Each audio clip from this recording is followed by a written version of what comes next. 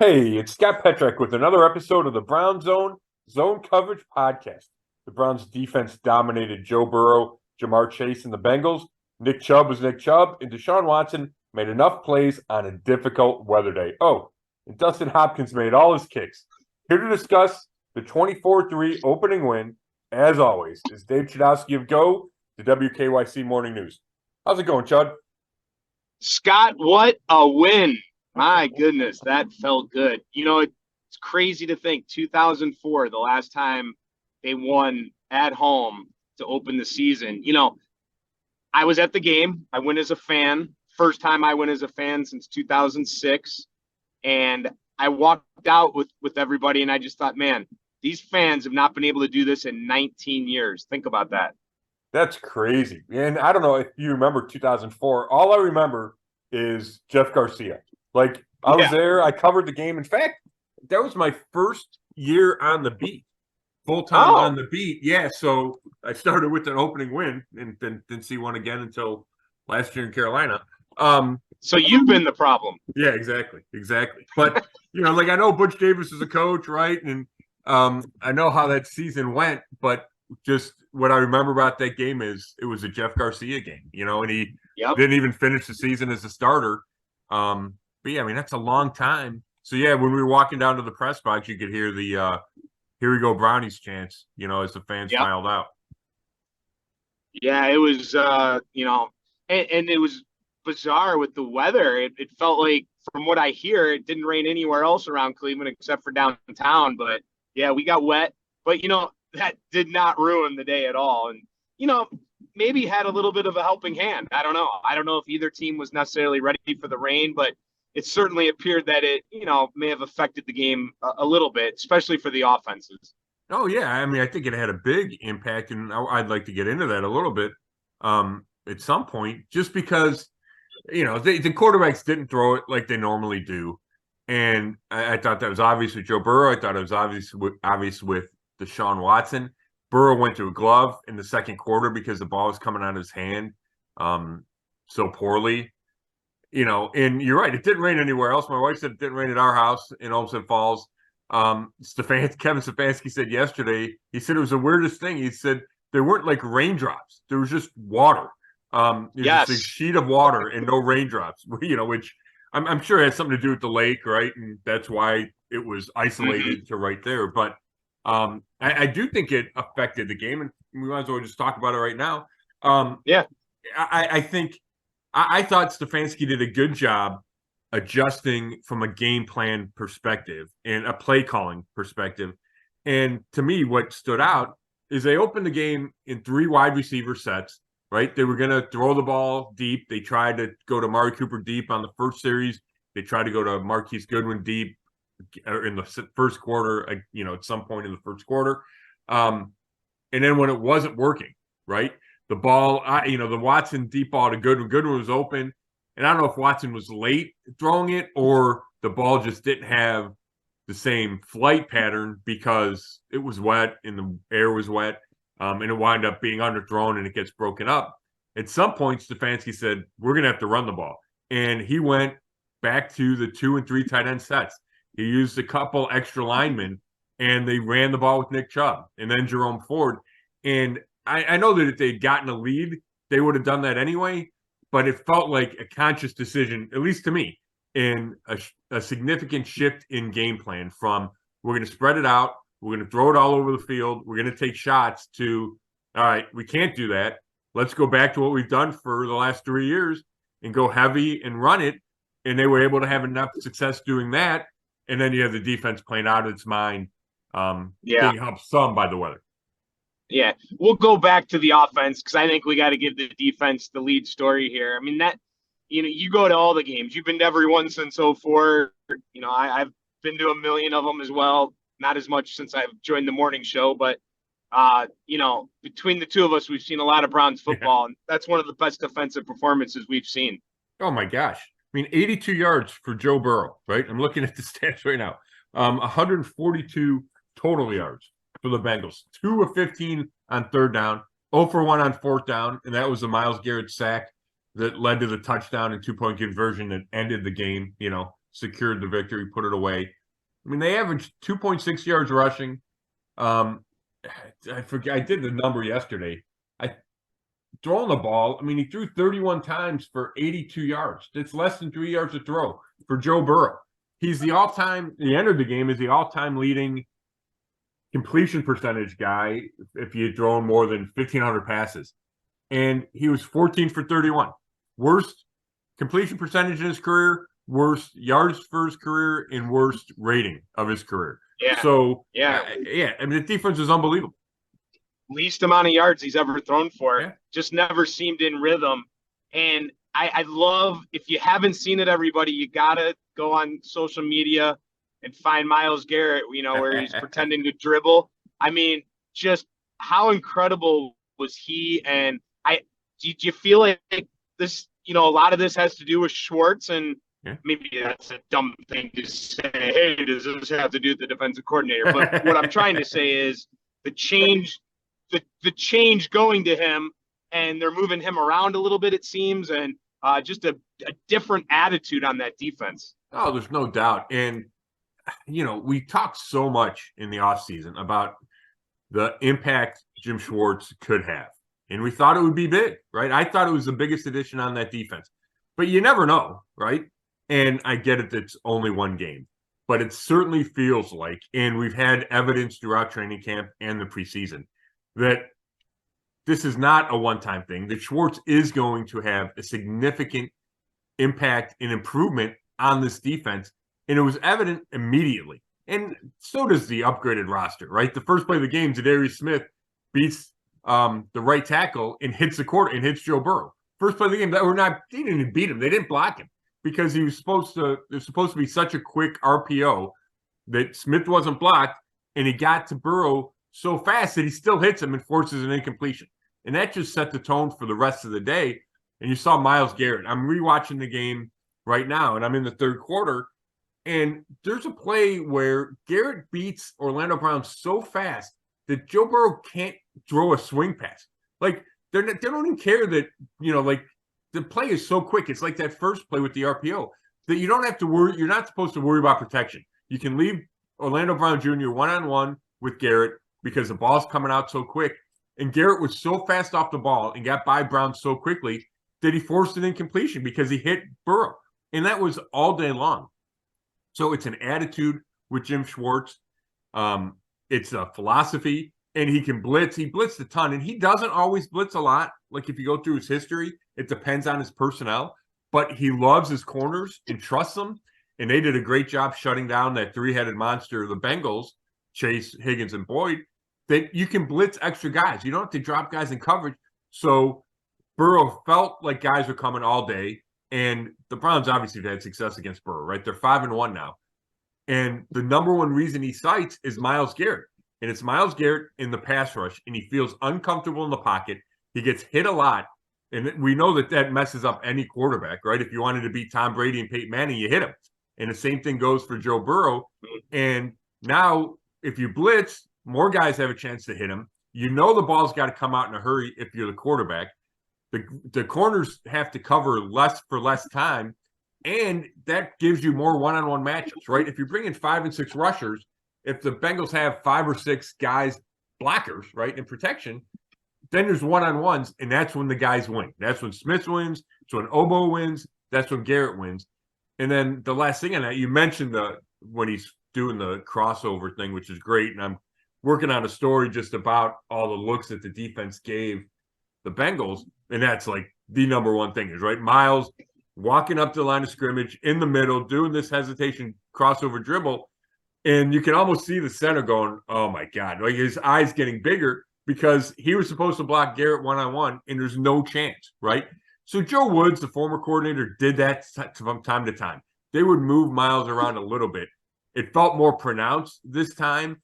Myles had a bunch of success doing it, and I think that's just part of Schwartz's overall attack scheme, and it's going to free guys up.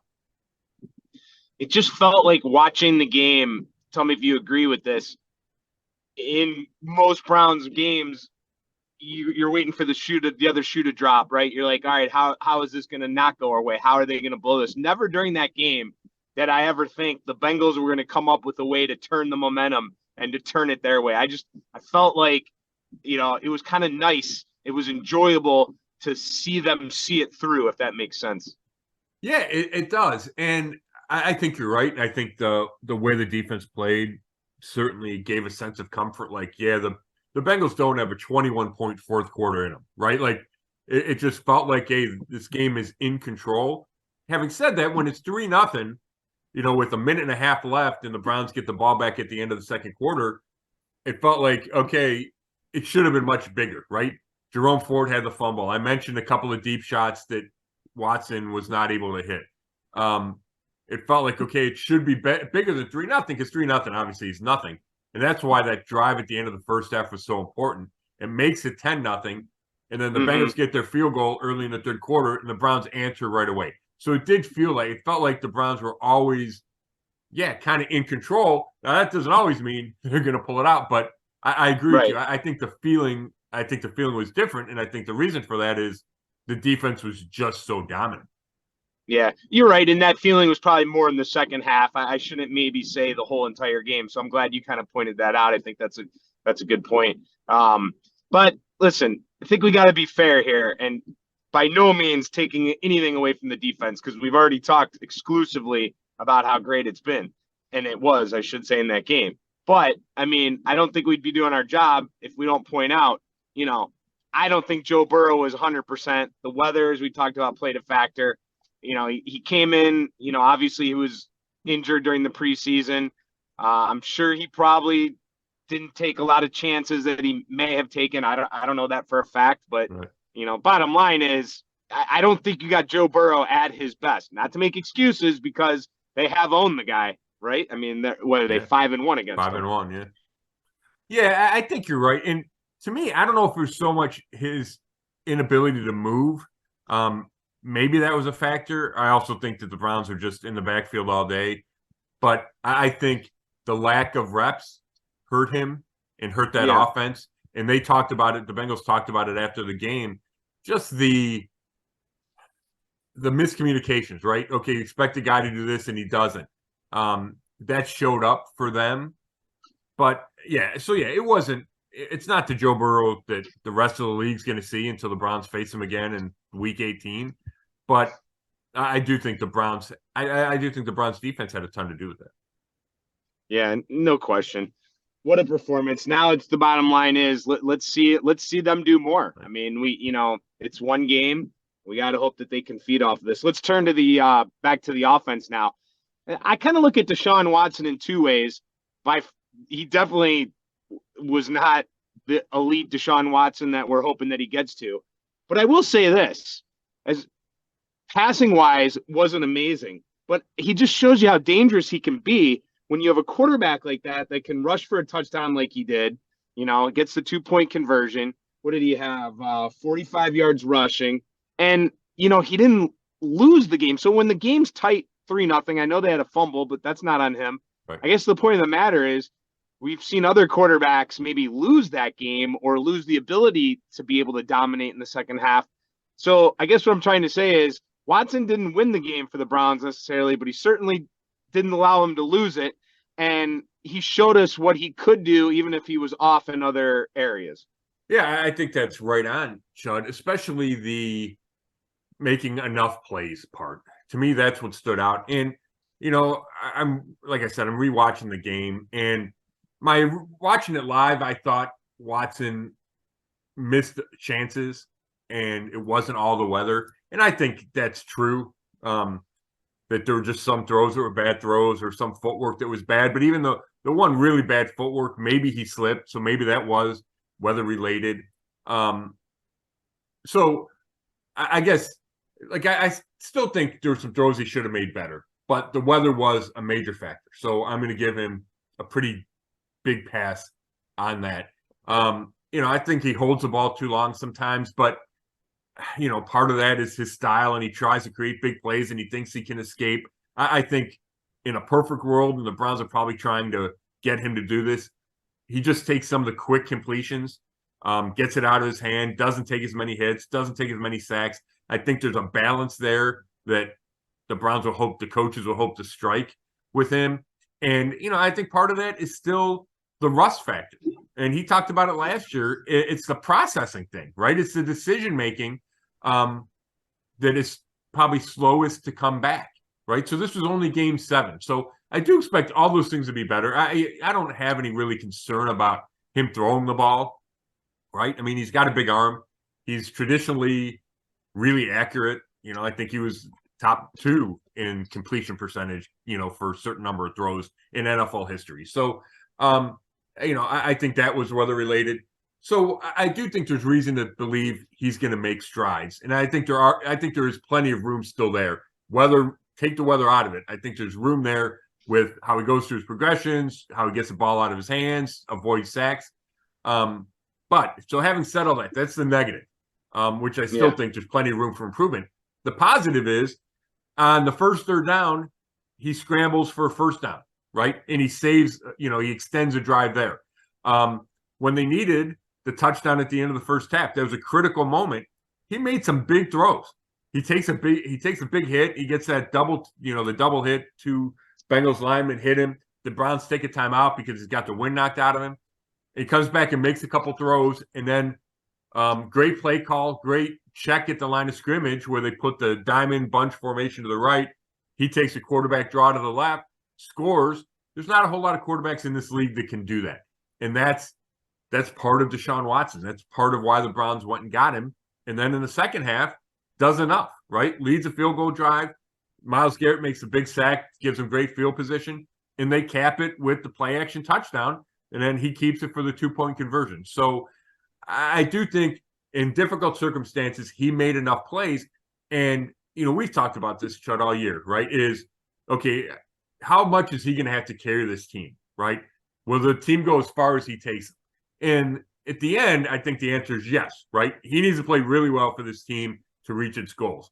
But the way the defense played, the way the special teams played, the way Nick Chubb ran the ball, I think you saw a blueprint for, okay, when Watson struggles in certain games or the other defense is really good, there's other paths to victory besides Watson having to throw it 35 times and be great.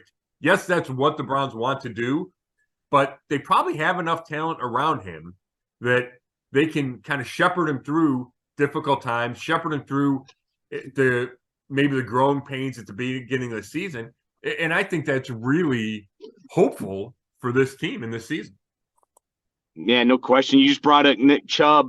I should have done this. I didn't. What was his comparison to how many touches did he get? How many plays was he on the field compared to last year, for example, with Kareem Hunt? Did you look into that? How much more was he utilized? Because it definitely felt like he was out there more, and I just loved the way they utilized him in the passing game, and it was just good to see. Yeah, it's interesting, Chud. When you look at the final stats, there were 74 offensive snaps. He played 36. So that's less than 50%, right? And Ford played 30. Wow. But when the game was out of hand, it was all Ford. Like Nick Chubb was on the sideline just watching. Yeah, right. So that skews it, certainly. I mean, just real quick, his numbers were 18 rushes for 160 yards, 5.9 average, which is obviously 5.9 average, unbelievable. 18 carries is right about what he averaged last year. They also threw to him 4 times for 21 yards. Watson's first 3 completions were to Chubb. So that was a change, right? Him getting the ball like that, him being involved like that. I thought they used Ford a lot like they used Hunt, which was a lot of third downs and a series, right? They give him a whole series and give Chubb a break. But it wasn't every third down like it pretty much was for Hunt. Yeah. Chubb was on the field a few more of the third downs. And I also think that Chubb and Watson referenced this in his post-game interview. I think there was some wind issues, like some fatigue, because Chubb hadn't played it all in the preseason. I think he asked out maybe, or they pulled him more times than they normally would have, right? If he had a big run, instead of keeping him in the game, they would put Ford in. And I think that's just week 1, and they were rotating a lot of guys. So I think his play time will continue to increase as the season goes along. but they still found a way to get on the ball 22 times for 127 yards. Yeah. Time of possession, third down. Browns just, they dominated everywhere. Everywhere that, for the most part, you would expect if you want to win an NFL game like that. So we talked about Deshaun Watson. That was your Deshaun Watson update brought to you by Petrak Pebbles, everyone's favorite breakfast cereal. And I think this guy might land himself on a cereal box. Dustin Hopkins for just simply doing his job and making field goals. Chud, you were out there in the stands. I've never, the press boxes, you can hear the fans, but it's not, it's muffled, right? Yeah. I'm going to say that was as loud a cheer for a first quarter field goal that I've ever heard, right? Like he made it and the place went nuts. And you can tell, the angle of the press box is not great. It's hard to tell if a guy's making a field goal or not. So the crowd erupts before it's through because they know it's right down the middle and it's going to go in. So it's like, okay, he made it. Huge cheer. And to me, it was just a release of all this anxiety from the Cade York year plus terrible preseason and the kind of revolving door kicker. Not that Dustin Hopkins is going to be the long-term answer, right? Who knows? He's 32 years old. But you just felt this, oh my gosh, there's a kicker that can make a field goal. And he did it in sloppy conditions. Did 3 for 3 field goals, made the extra point. And at least the first two that I watched in my rewatch are right down the middle, right? So it looked like he was hitting a good ball. I think that was just a necessary start for everybody, fans, teammates, coaches, front office, to kind of exhale, because he's going to miss kicks, right? That just happens. You don't make all your kicks. But to have this kind of collateral in the bank, I think is really important. And it lets everybody relax a little bit. Bad news coming out of the game, though. Really a bummer for the offensive line and Jack Conklin. He's out for the year, Scott.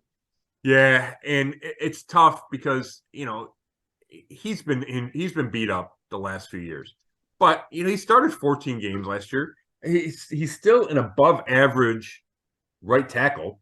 He was a Pro Bowl alternate a year ago.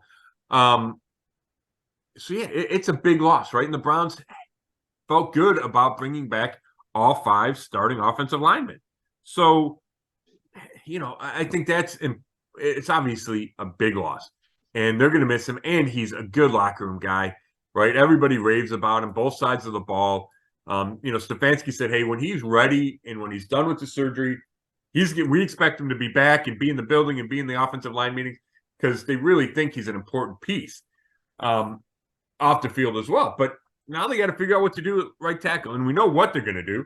It's going to be rookie DeJuan Jones, the mammoth 4th-round pick out of Ohio State. The question is, what kind of drop-off will there be, right? Can Jones handle this?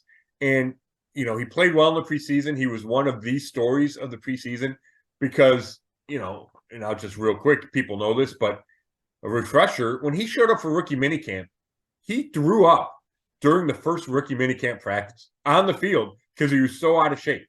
And, it's not a hard practice, right? They're out there for an hour and 10 minutes, and it was early, and he just wasn't ready for it.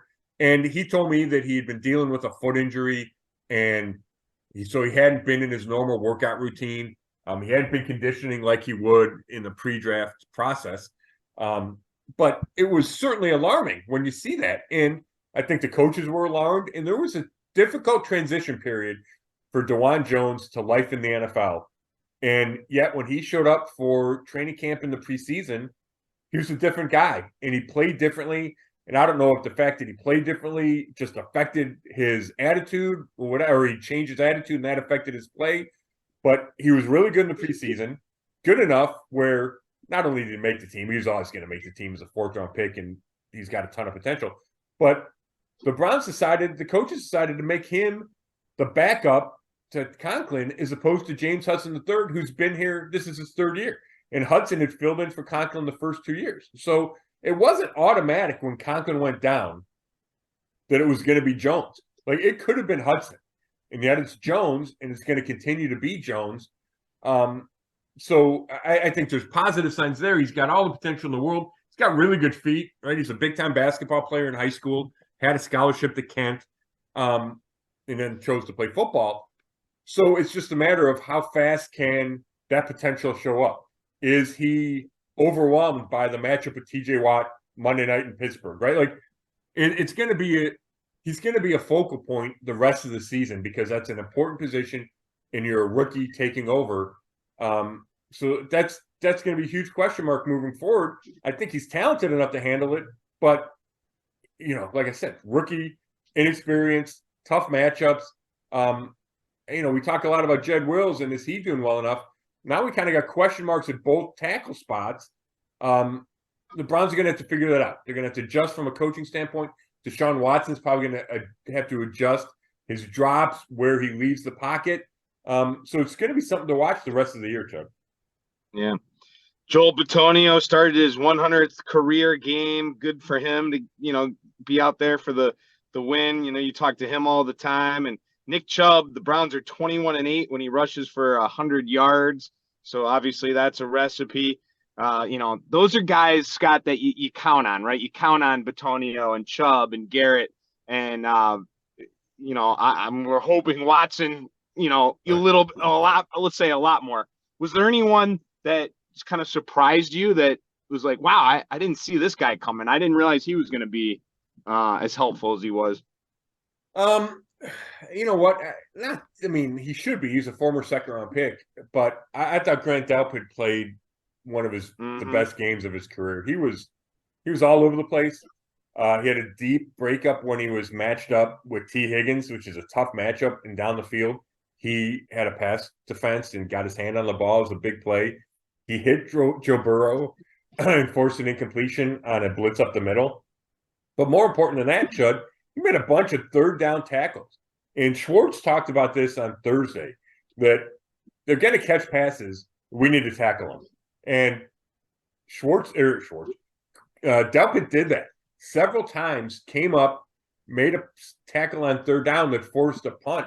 And you know how it goes. If you miss one of those, the drive gets extended. Maybe there's a big play. Like, that's why third downs are so important, is you just stop all possibility of the other team moving the ball and scoring. So I thought Delpit played a tremendous game. I thought the corners did too, but that's to be expected. So yeah, he was the guy to me that played above expectations. Yeah. I don't want to talk long on this. Let's keep this kind of quick because we can dive into this more. But I just want to say, Stefanski moves to 3-1 in home openers as a Browns head coach. That's home openers. And, he's done well against the Bengals. And I got to be honest, I'm just, we've seen this organization cut the cord quickly.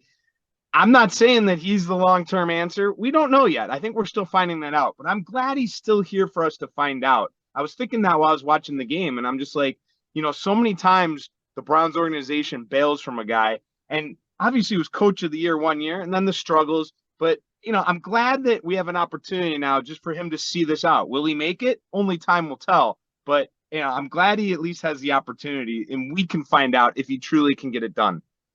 Yeah, I think that's a good point. And I do think there's confidence within ownership and within the front office in Stefanski.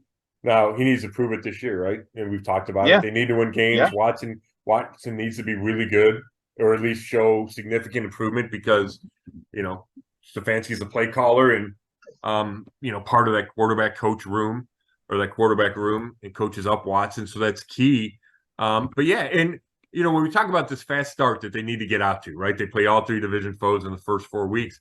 I do think there's some solace in the fact that Stefanski, the Browns have gotten off to good starts under Stefanski. And obviously it's fizzled the last couple of years, but there's a little bit of track record there. Like, he's got his guys ready to play despite not playing a ton in the preseason, right? It feels like he's got his guys ready to play coming out of the gate. His game plans are solid, and then maybe it's a matter of talent catches up after that. But I think, especially coming off that win, but I think just in general, I think they're positioned to get off to the start that they need to. Last year they were 2-2. I think they were 3-1 the year before. I'm looking it up right now, but I think he gives them the chance to get off to that start they need with the early bye. Yeah, they're 3-1 in 2021 too. So it gives them that chance. And it's so important. And if they get to the bye at 3-1 or 4-0 or whatever it is, right? 2-2 would be probably still acceptable. They can reset. But I just like where they are right now, and he's a part of that for sure. How about the NFL, man? It is the drama and the storylines that this league gives us. It is like must-see television. But we can kind of look at our predictions. So far after 1 week, you had the Cowboys and Bills in the Super Bowl. I went with the Niners and the Chiefs. We both look good on the NFC side. AFC side, not so much. But that's just, who would have seen the Lions? Hey, the Lions showed. I know the Lions are better, and I think we both agreed on this, that we weren't jumping on that bandwagon completely. But boy, they look pretty good beating the Chiefs. Who saw that coming? Them winning outright. Listen, it's one thing to win with the line 4 or 6 points, but for them to win outright, that was impressive. And you see a lot of upsets in week 1. And you see certain teams doing what you expect. Just what a week 1. Oh, without a doubt. And it ends with the Aaron Rodgers injury yesterday, right? Which he's the biggest story in the league all off season, and then to go down on the 4th snap with what looks like a torn Achilles, it's terrible for him. It's terrible for the Jets. Changes a little bit of how the AFC looks, right? If you go big picture, Browns, potential to open up a playoff spot, I would say, because I had the Jets winning the AFC East, and Buffalo's a wild card. So, now I would take Buffalo to win the East, even though they lost last night. And I would assume the Jets don't make the playoffs with Zach Wilson. I know they got a great defense, but it's still Zach Wilson at quarterback. So, there's always something in the NFL. Fortunes can change in a split second, right? We talk about Jack Conklin going down. It could be anybody. It could be your quarterback. Yeah. And then how do you adjust? Can you adjust? The Lions win. It was a gutty win. I would have liked to seen some of the Chiefs receivers catch some of those Patrick Mahomes passes that hit him in the hands and turned into a pick six, right? Yeah. Oh, yeah. Yeah, that was, to me, that was the story of the game there, not having Kelsey, obviously, Chris Jones didn't help. But if the receivers catch the ball, I think they still win that game. So, yeah, it's a crazy league, Chud, and I think it's off to an exciting start. You mentioned San Fran against Pittsburgh, right? It's a big win to open on the road in Pittsburgh. So, yeah, San Francisco with Purdy coming back. I didn't think he'd be ready to go week 1 coming off that arm injury, and he looked really good. So, obviously it's week 1, but there's a lot of reason to be behind San Francisco like you were.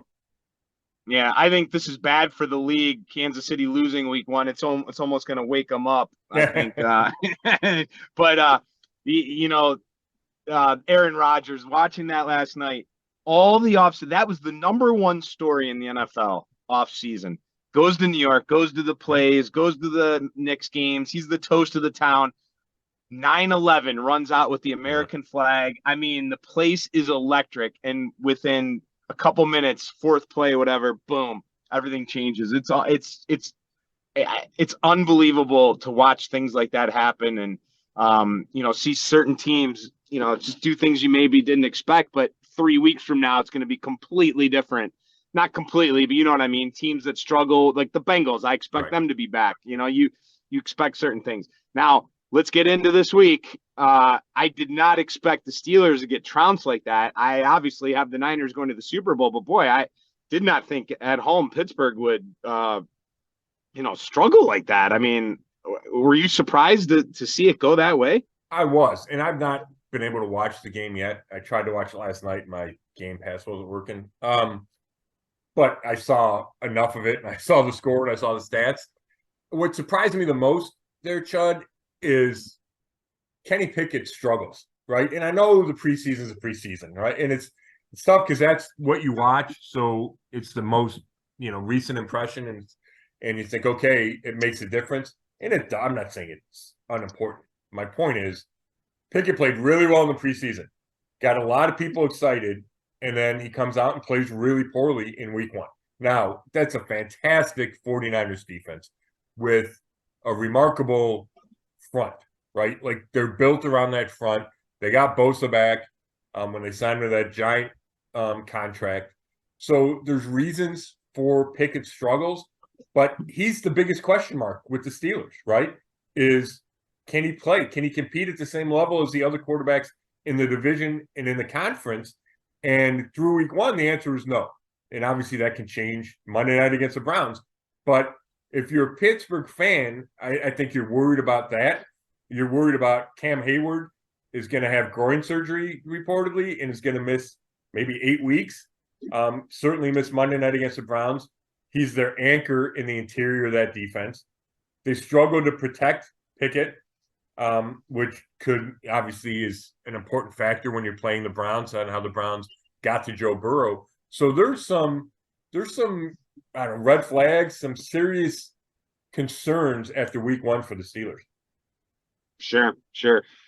You ready to get into prediction time? Hey, I got one thing I wanted to hit real quick with you, Chud. I want your take on the whole Jamar I thing, because I think right. I think we taped the pod before he talked last week, so it's got, and then it became the story at the end of the week, right? The Cleveland is Cleveland. I almost called him the Elves, and then after the game, kind of takes it on himself and says, "Yeah, I'm pissed at myself, but we lost to the Elves." So he doubled down on it. Dude, sometimes I don't like to get caught up in all that extra stuff, right? Like, it seems childish to me to some level. But this was certainly a talking point, and the Browns players heard it and talked about it and tweeted about it. So I'm just curious about how you kind of absorb that whole thing. Yeah. Well, I mean, and then Myles Garrett responded to it. You were there for that. And then didn't he respond to Garrett by saying Garrett just wanted attention? Yeah, something like that. So he's saying that Myles Garrett wants attention, but he's the one calling a NFL team a bunch of elves, and obviously we know why. Right. It's not like he pulled it out of the air, but with the elves logo and all that, I mean, everyone listening knows exactly what we're talking about. But I mean, it's just so I come from two standpoints, my job and your job. Like, I think we always look for those, every day we hear kind of the same old sound bites.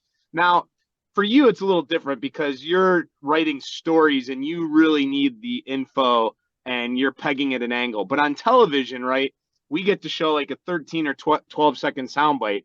And after you do them over and over, it gets a little boring. So sometimes when you get those sound bites like that, it kind of makes it a little more fun and you have more entertaining television. Does that make sense? Oh, for sure. So when I first heard it, I just kind of laughed in that regard. So from a professional standpoint, I think he's an idiot for saying it, but that's what you hope for, right? To get sound bites like that on TV.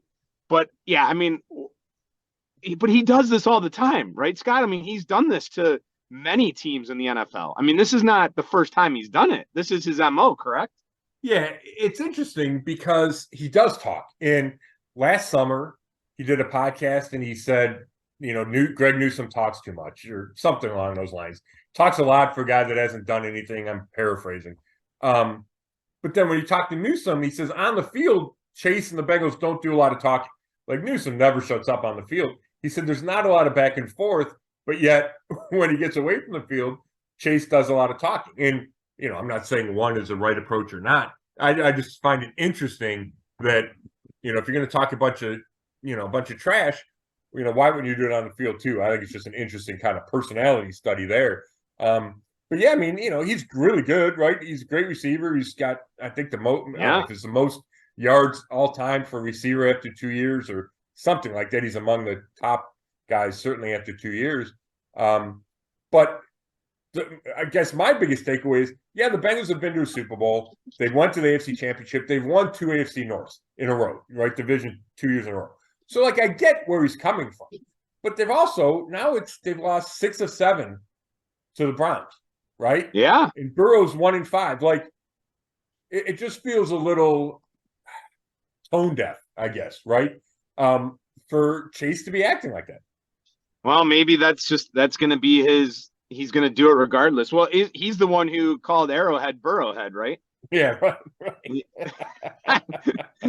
So, I mean, I guess if you step outside of it and you look at it when he doesn't do it to your team, listen, do I think it's smart? No. And the coaches, I'm actually surprised they allow him to continue to do it. Yeah. Usually the coaches and the PR staff will nick that because I mean, eventually that's gonna bite you, where. I mean, and they haven't won a Super Bowl yet, so maybe in his mind, I mean, in fantasy football, he's considered one of the top 2-3 receivers, right? He's a first round pick. Yeah. Those guys see that. They know who they are. He's probably a pretty cocky guy. I'm just guessing based on, the things he says. But yeah, I think you're absolutely right. When you get dominated by a team, like, I mean, it just seems ridiculous to rip on a team that continues to dominate you. Yeah. It's really interesting. I think it does add something. In right now to me to the level that's kind of perfect for me. Like, I'm not over it. Like, I still am kind of interested in it. It creates an extra buzz, right? Extra excitement. I just think the whole thing's interesting. Yeah. Oh, no doubt. And look how much we just talked about it. I can't believe I forgot to ask you about it. I think that's partly because we taped before he did it. Right. And then you get into the excitement of all the things that went right on the field. Maybe you forget about the off the field. But hey, credit to the Browns for, sticking it right, where for Chase. I mean, right.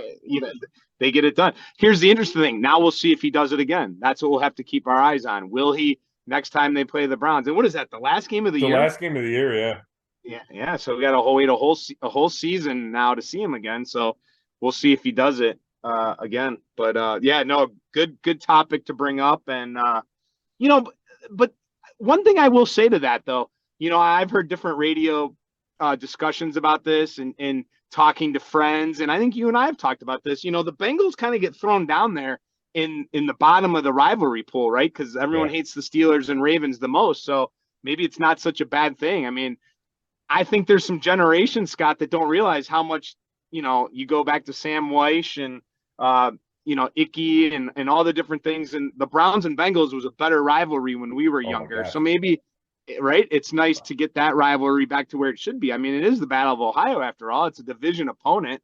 I mean, obviously it's a no-brainer for them to fall third with Pittsburgh and Baltimore, but maybe this helps get that rivalry back to where we would like it. Well, yeah, I think that's a great point, especially if both teams are going to be good, right? And obviously I expect Cincinnati to be good. The question is, can the Browns match them?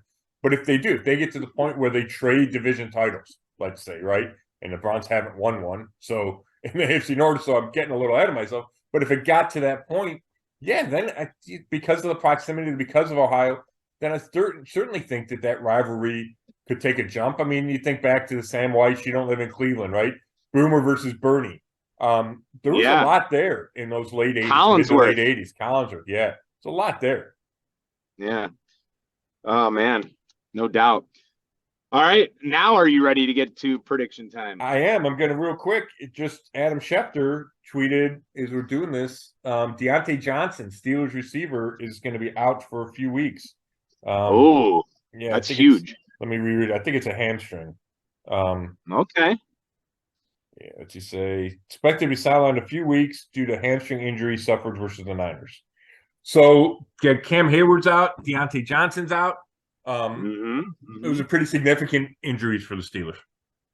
Now, I did a little, the game notes hadn't come out yet, but I went ahead and looked it up this morning just because I know the domination is there. I don't know if you've done it. I checked it twice. I hope my math is right. But I feel like since 99, the Steelers are 23-3 at home versus the Browns. Jeez. Does that sound right? Yeah, I remember one win in Pittsburgh. I don't know if I remember three, but I'm sure that's right. Well, I mean, they won the playoff game. 21. They won the playoff game, and then I got 99 and 03. Does that seem right? Okay, yeah. Jeez, yeah. Because 99 was Phil Dawson makes a late field goal at Three Rivers, and 2003 was Tim Couch on a Thursday night, I think. It was Monday night or Thursday night. It was a primetime game. Pretty sure it was Thursday night. Yeah. I think. Oh, yeah, I remember watching that. That's when I worked in Columbus. So they haven't won a regular season game since 2003 in Pittsburgh. There you go. Yeah. So anyway, bottom line, I think it's 23-3. If I'm off by a game or so, don't email me and start criticizing me. But not you, all the people listening, Scott. I know you never would. But anyway, bottom line, I'm showing you the domination there. We all know it. We lived it.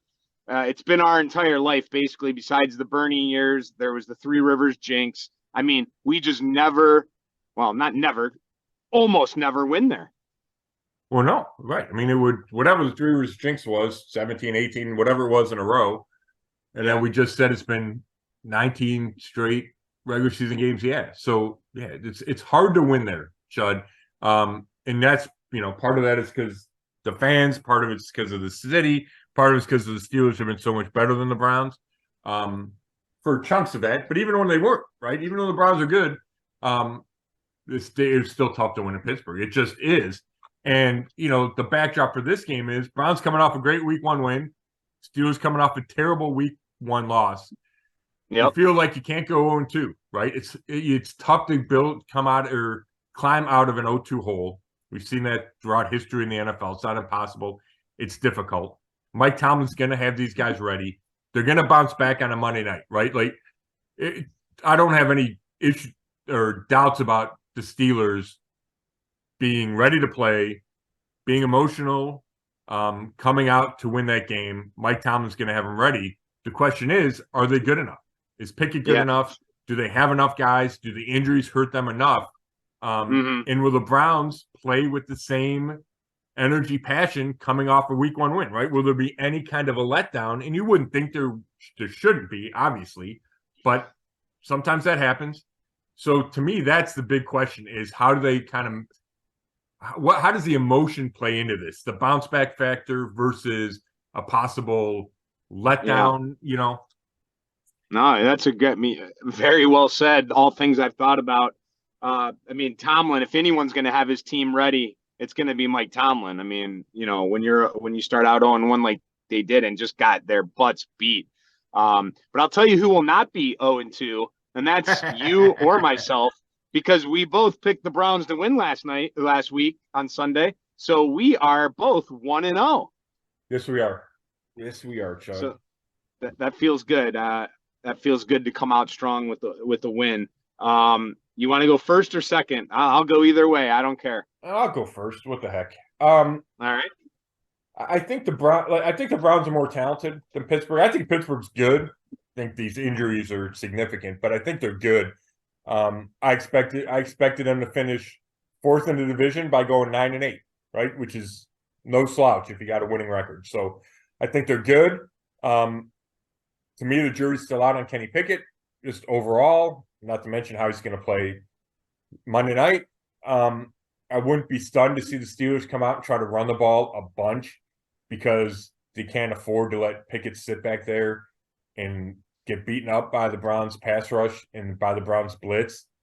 George Pickens is dangerous, even if he's covered well, but the Browns have a lot of good corners. So, they should be able to neutralize him to some degree, even though he makes some unbelievable catches. So he could still have a huge game. But I kind of like the matchups. The biggest concern is the tackle spots, offensive tackle spots. It's Alex Highsmith versus Jed Wills Jr., and it's TJ Watt versus the rookie DeJuan Jones in his first NFL start. And the Browns are going to have to make sure that doesn't wreck the game, right?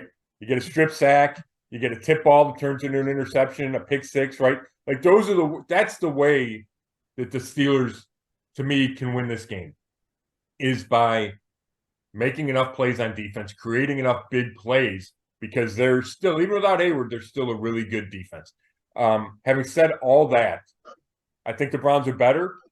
I think the Browns have some advantages given the injuries. I'm going to take the Browns 24-20.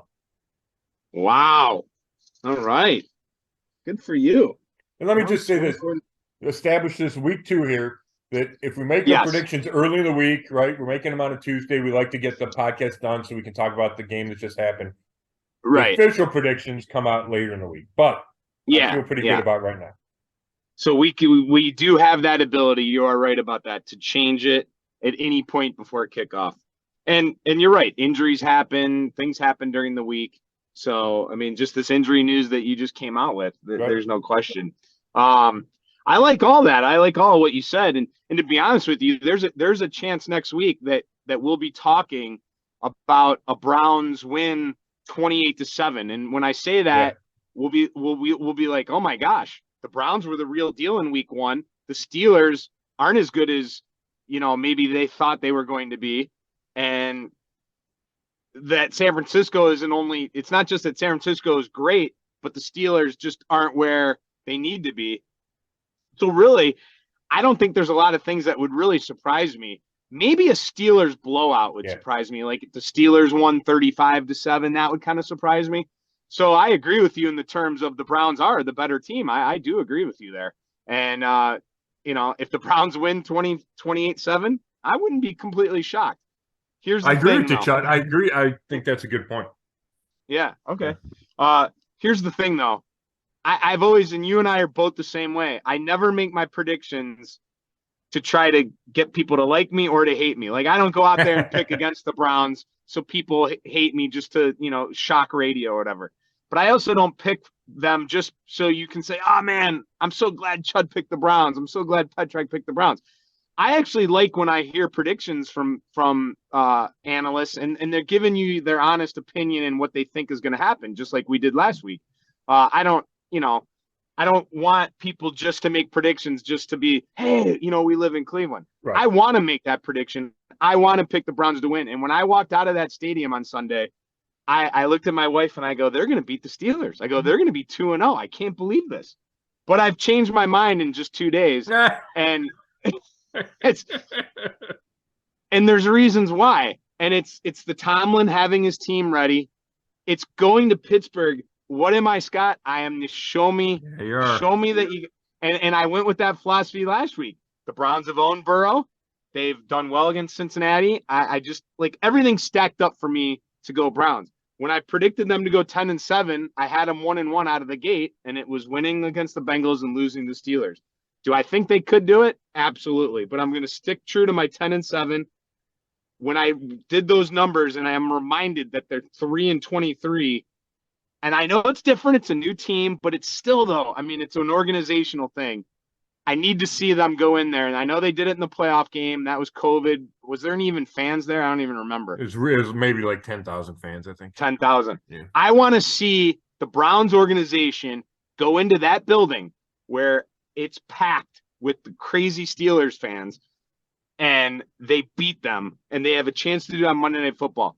Prove me wrong, get the win, and I'll say I'm sorry next week. But for now, it pains me, and I know there's a lot. How could you pick the Steelers? Well, right now I'm going 19-17 Steelers, and I hope I'm wrong. Interesting, Chud. I mean, I could certainly see that happening, and to me, I think that's the kind of score that the kind of game that the Steelers would win, right? I think if it gets into a shootout, I like the Browns better. 19-17 feels like a game the Steelers could win, and I think a fast start is important. Right? You talk about it for the season. I think a fast start Monday night's important. If the Browns are able to jump on Pittsburgh early, take some of that air out of the crowd, some of the starch out of the crowd. The Steelers are coming off that loss to 49ers. Maybe it's, oh my gosh. Like if you can kind of get them on their heels, I think that could be huge. If Pittsburgh comes out and plays well early, gets some momentum, then it's all about, okay, what happens from here on out? You forget about week one completely. So I think that's important. And you're right. They're going to be fired up. Tom is going to have them fired up. The Browns are going to have to probably sustain or handle an early blow, right? It's probably not going to be the Browns come out and play great. It'll probably be Pittsburgh comes out, it does something early, and the Browns are going to have to handle that. So I could certainly see it going your way. It just feels like, and again, this is early in the week. We're 6 days away. It feels like things are setting up well for the Browns. Let's not confuse people, though. It's not my way. I mean, I don't want it to be. No, I know. I just mean your pick's way. Your pick's my pick's way, right? Yeah. And again, could change my mind, but I don't know. I think we both make strong cases either way, don't you think? I mean, yeah. I mean, I think the Browns are favored, and I saw somewhere on Twitter the first time they might be favored in Pittsburgh since the Bud Carson debut in like '89. Which obviously is forever ago, but it's a close spread anyway. It's like, what, 1.5, something like that. So it's not like the Browns are expected to go in there and dominate. It's probably going to be a close game. Boy, I have to rethink that. When Vegas has, the away team favored. That's a 5-point swing because you Right. typically get 3 points typically in Vegas for being the home team. So definitely something for me to chew on. But if anything, it made for a good conversation here on the podcast. No doubt. No doubt. Hey, you know what we forgot about? It made Uh-oh. me think about this. We forgot about Baker Mayfield. How about going Oh my into gosh. Minnesota and getting a win? Yeah, I didn't get to see any of that. I know he started off terribly, but then made some plays late. I saw the locker room celebration with him. Yeah, it's interesting, right? I mean, I don't expect Tampa to be any good, but that's a bad division, right? It's not crazy to think that Baker could have them in the playoffs and tries to resurrect that career. Oh my gosh. I wouldn't bet on it, but it's not crazy. I mean, it's a bad division. Yeah, no question. It is. And there's a couple bad divisions in football, but then it's crazy when you look at just how strong the AFC is, and it's no doubt. So. All right. Well, thanks, Chud. As always, I appreciate it. This is a good podcast. I like this one. We got a long week. We got Browns not till Monday night, so a lot of stuff coming up between now and then. Obviously, I'll be there in Pittsburgh for the big game, so it should be fun. Thank you, Chud, for doing this as always. Yep. Thanks, everybody, for listening to another episode of the Zone Coverage Podcast, and you can read all my work at brownzone.com. Thanks.